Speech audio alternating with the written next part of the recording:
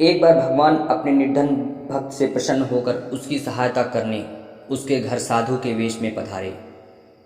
उनका यह भक्त जाति से चर्मकार था और निर्धन होने के बाद भी बहुत दयालु और दानी प्रवृत्ति का था।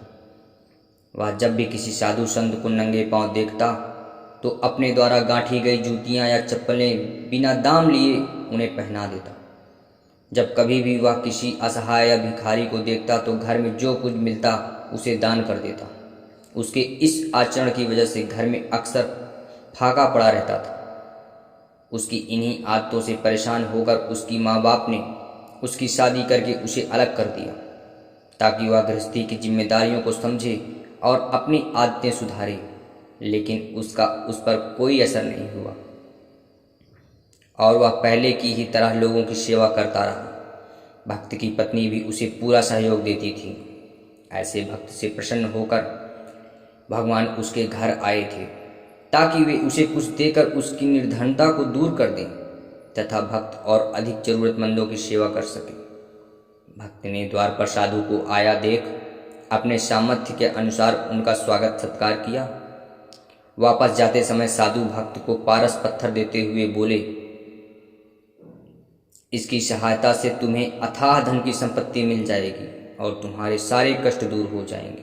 तुम इसे संभाल कर रखना। इस पर भक्त बोला, फिर तो आप यह पत्थर मुझे ना दें, यह मेरे किसी काम का नहीं है। वैसे भी मुझे कोई कष्ट नहीं है। जूतियां गांठ कर मिलने वाले धन से मेरा काम चल जाता है। मेरे पास राम नाम की संपत्ति भी है जिसके खोने का भी डर नहीं। यह सुनकर साधु वेशधारी भगवान लौट गए। इसके बाद भक्त की सहायता करने की कई कोशिशों में असफल रहने पर भगवान एक दिन उसके सपने में आए और बोले, प्रिय भक्त, हमें पता है कि तुम लोभी नहीं हो, तुम कर्म में विश्वास रखते हो। जब तुम अपना कर्म कर रहे हो तो हमें भी अपना कर्म करने दो। इसलिए जो कुछ भी हम दें उसे सहर्ष स्वीकार करो। भक्त ने ईश्वर की बात मान ली और उनके द्वारा की गई सहायता और उनकी आज्ञा से एक मंदिर बनवाया और वहां भगवान की मूर्ति स्थापित कर उसकी पूजा करने लगा। एक चर्मकार द्वारा भगवान की पूजा किया जाना पंडितों को सहन नहीं हुआ। उन्होंने राजा से इसकी शिकायत कर दी। राजा ने भक्त को बुलाकर जब उससे पूछा तो वह बोला, मुझे स्वयं भगवान ने ऐसा करने को कहा था। वैसे भी भगवान को भक्ति प्यारी होती है, जाति नहीं। उनकी नज़र में कोई छोटा कोई बड़ा नहीं होता, सब बराबर है। राजा बोला, क्या तुम साबित करके दिखा सकते हो? भक्त बोला, क्यों नहीं।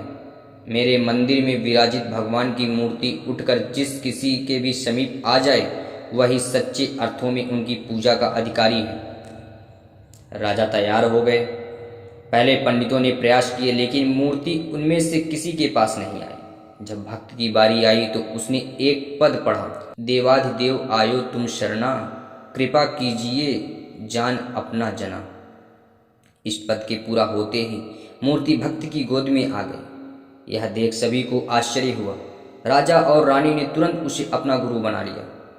इस भक्त का नाम था रविदास। जी हाँ, वही जिन्हें हम संत रविदास जी या संत रैदास जी के नाम से भी जानते हैं, जिनकी महिमा सुनकर संत पीपा श्री गुरु नानक देव जी, श्री कबीर साहिब और मीराबाई भी उनसे मिलने गए थे। यहाँ तक कि दिल्ली का शासक सिकंदर लोधी भी उनसे मिलने आया था।